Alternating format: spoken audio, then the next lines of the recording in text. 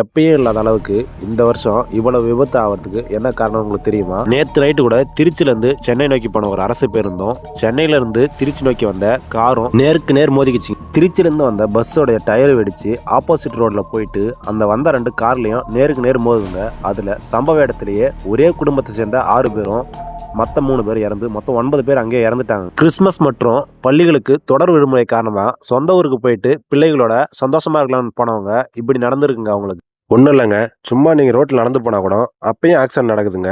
அங்கே இறக்குறாங்க. ஏன் இப்படிலாம் நடக்குதுன்னு பார்த்தீங்கன்னா ஸ்பீடாக போகிறது. ஏன் அப்போ ஸ்லோவாக போனால் ஆக்சிடென்ட் நடக்காதான்னு கேட்கலாம். கரெக்டு தாங்க. ஆனால் பாதிப்புன்றது குறைய வாய்ப்பு இருக்குல்லங்க. ஸ்பீடாக போய் மோதுறதுக்கும் ஸ்லோவாக போய் மோதுறதுக்கும் வித்தியாசம் இருக்குல்ல. அப்புறம் வண்டியை ஓட்ட தெரியாமல் ஓட்டுறது, மெயின்டெனன்ஸ் ப்ராப்பராக பண்ணாமல் ஓட்டுறது, ட்ரிங்க்ஸு, டிராஃபிக் ரூல்ஸை சரியாக ஃபாலோ பண்ணதுன்னு சொல்லிக்கிட்டே போலாங்க. நம்ம மட்டும் ரூல்ஸை ஃபாலோ பண்ணிட்டு சேஃப்டியாக இருந்தால் இந்த விபத்து தடுக்கலாமான்னு கேட்டால் முடியாதுங்க. ஏன்னா நம்ம சும்மா இருந்தால் கூட ஆப்போசிட்டில் வந்து இப்போ இந்த காருக்கு நடந்த மாதிரி நம்மளை வந்து இடிப்பாங்க. அதனால் ரூல்ஸ்ன்றது எல்லாருக்கும் ஒன்று தாங்க. எல்லாரையும் ஃபாலோ பண்ண சொல்லுங்கள். உங்கள் ஃப்ரெண்ட்ஸில் யாருன்னா டிரைவர் இருந்தால் அவங்களுக்கு இந்த வீடியோ ஷேர் பண்ணுங்கள். மறக்காமல் என்னை ஃபாலோ பண்ணிங்க.